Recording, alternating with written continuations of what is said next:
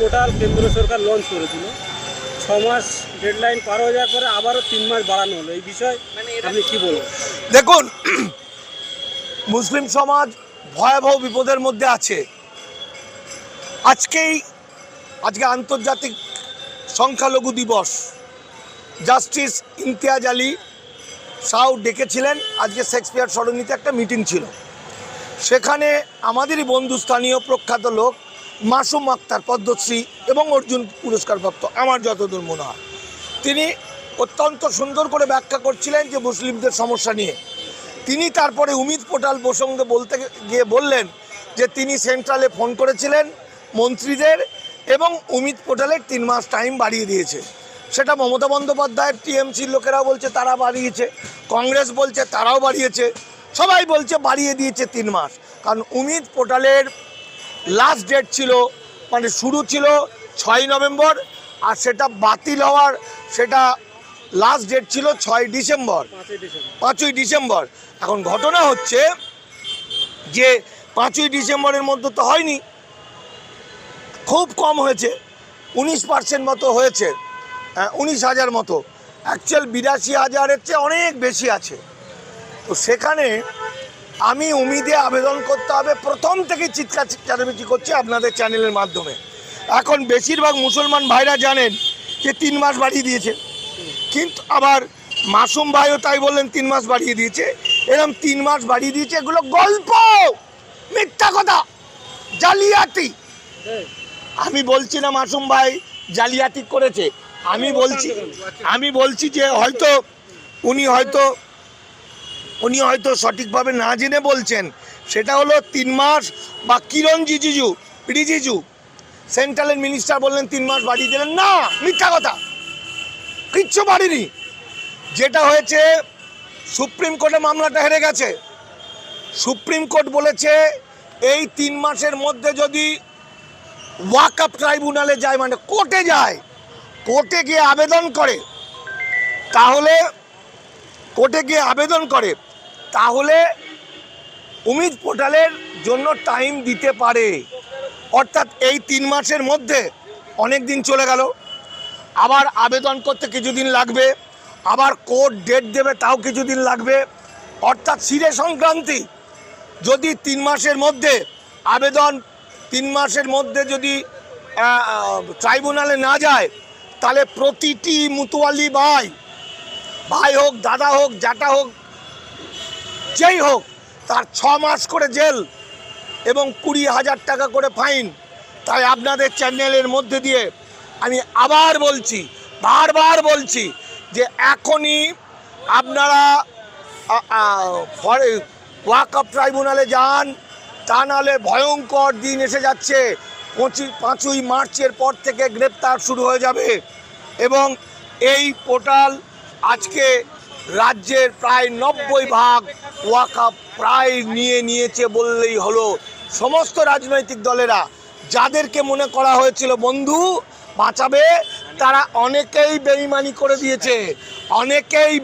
করে দিয়েছে, এবং তারা মিথ্যা কথা বলেছে। তারা উমিদ পোর্টাল সম্পর্কে মিথ্যা কথা বলেছে। এই দেখুন, আমি একটা ভিডিও দেখাচ্ছি। আমার উমিদ পোর্টাল নিয়ে একটা বই বেরোচ্ছে 2-4 দিন পরে। সেই বইয়ের মধ্যে সব ডকুমেন্ট থাকবে, ওয়াকফ দখল। একটা মজা দেখুন, চমকে যাবেন, দেখে নিন কি লেখা আছে। তারিখটা দেখে নিন, 5ই জুন উমিদ পোর্টাল স্টার্ট, 7ই জুলাই। কে কি বলছে বলে দিন।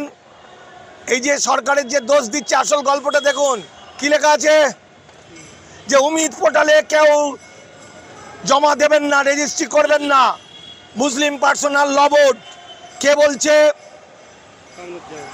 মৌলানা কামরুজ্জামান, অর্থাৎ নৌশাদ সিদ্দিকী, কামরুজ্জামান, এরা সবাই উমিদ পোর্টালের বিরুদ্ধে ছিল, যাতে কেউ রেজিস্ট্রি না করে। আমার কাছে এরকম ডকুমেন্ট অসংখ্য, অনেক কটা আছে। দেখাবো যে কিভাবে শুধু কনস্পিরেসি করে 1200 বছরের একটা সংস্কৃতি ধ্বংস হতে চললো। আর মুসলমান ভাইদের এখন কি করা উচিত ছিল? রাজনীতির ঊর্ধ্বে উঠে যে পার্টি করুক, মিটিং করে দেখে এখনই তোরা ট্রাইব্যুনালে যা বলা উচিত ছিল না? কেউ বলল না আসলে মুসলমান সম্পত্তি মসজিদ মাজার মক্তব থাকবে কি না থাকবে কারো কিছু যায় আসে না, এটাই ট্র্যাজেডি। তারা এখন তো বলছে যে উম্মিদ পোর্টালে যাদের টাইম বাড়ানো হয়, যাদের রেজিস্টার করতে পারে, এখন তো ওয়াকফ বোর্ডের যে আজকে 7 দিন ধরে এই নিয়ে কতটা প্রচার হয়েছে, তোমরা কটা ভিডিও করেছো, নওশাদ সিদ্দিকী বলেছে উম্মিদ পোর্টাল ওয়াকফ এতে যেতে হবে ট্রাইব্যুনালে, করেছো? করনি। পতাকা তুলতে গেছে, রক্তদান শিবিরে গেছে, দেখবে 50টা ভিডিও আছে তার। তা রক্তদান, পতাকা তোলা, অমুক 50টা ভিডিও আছে, কিন্তু একটা ভিডিওতে বলে দেওয়া যে 3 মাসের মধ্যে তোমরা যদি ট্রাইব্যুনালে না যাও তাহলে তোমাদের 6 মাস জেল, 10,000 টাকা 20,000 টাকা ফাইন, সেটা কিন্তু শুনতে পাচ্ছে না, না কামরুজ্জামান, না নওশাদ, না কেউ কারো কি শুনতে পাচ্ছ? তাহলে এটা দিয়ে কি বোঝাবে? গ্রামগঞ্জে, পশ্চিমবঙ্গ তো বিরাট, জলপাইগুড়ি, কুচবিহার, বহু জায়গা, উত্তর দিনাজপুর, সমস্ত জায়গায় গ্রামগঞ্জের মানুষ মুতুয়ালুটা বুঝবে কি করে? তারা শুনেছে 3 মাস টাইম বাড়িয়ে দিয়েছে, আদৌ কি বাড়িয়েছে? তাহলে এখন কেউ প্রচার করছে? চেনা জানা কজন মুতুয়ালিকে নিয়ে গিয়ে সঙ্গে সঙ্গে এখানে করছে, তা দিয়ে কিছু যায় আসে না। গোটা বাংলার ওয়াকফ সম্পত্তি বাঁচবে কি বাঁচবে না সেটাই প্রশ্ন। তাহলে করণীয় একদিন সময় নষ্ট করলে হবে না। করণীয় সিপিএম, তৃণমূল, কংগ্রেস, বিজেপি, যে যেখানে আছে, আইএসএফ, একটা মিটিং করে খুব তাড়াতাড়ি মুসলমান ভাইরা সঙ্গে সঙ্গে খবর দেওয়া, যেখানে মুতুয়ালি আছে, যত আছে, তাড়াতাড়ি তোমরা এতে ওয়াকফ ট্রাইব্যুনালে আবেদন করো। আবেদন করিয়ে ডেটটা নিয়ে তারপরে রেজিস্ট্রেশন করা। এটা ছাড়া কোনো রাস্তা নেই। কারণ আইনটা 15ই সেপ্টেম্বর ওয়াকফ আইনের 78টা 73টা মামলা হারিয়ে দিয়েছে। 73টা মামলায় মুসলমানরা হেরে গেছে, আপনাদের ভিডিওতে বলেছি আমি। এবং হেরে যাওয়ার পর মাহমুদ মাদানি বলছেন যে 4 লক্ষ ওয়াকফ সম্পত্তি ধ্বংস হতে চলেছে, তাই তো? আর আমার এখানে সিপিএমের ঘনিষ্ঠ, আইএসএফ ঘনিষ্ঠ অ্যাডভোকেট ফিরদৌস শামীম এবং আমাদের মুসলমান সমাজের মসিয়া নওশাদ সিদ্দিকীরা বলল আমরা স্বস্তি পেয়ে গেছি এই মামলায়, মানে আমরা জিতে গেছি, জেতার পক্ষে, আর ভয়ের কিছু নেই। ব্যাস, যেই বলল তারপরে ও ফিতে কাটতে চলে গেল, ওই নিয়ে আর কোনো আন্দোলন হলো না, মুসলমানরা ঘুমিয়ে পড়লো।